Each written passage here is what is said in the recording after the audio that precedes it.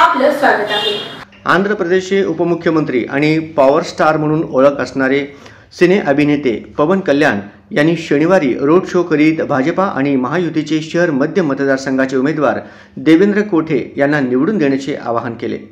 सुमारे 5 किलोमीटर अंतरावर रस्त्याच्या दुतर्फा जमलेल्या सोलापूरकरांची मने पवन कल्याण यांनी जिंकली।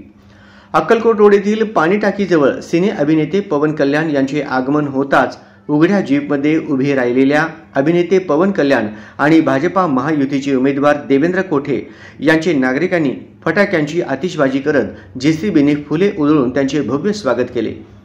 जीपमध्ये उभे राहून त्यांनी नागरिकांना देवेंद्र कोठे यांना मतदान करण्याचे आवाहन केले।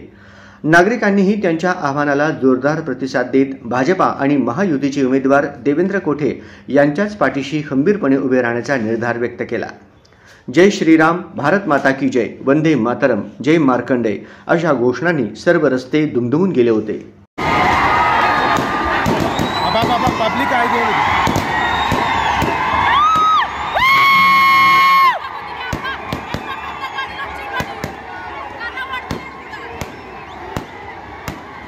వచ్చిన కేశము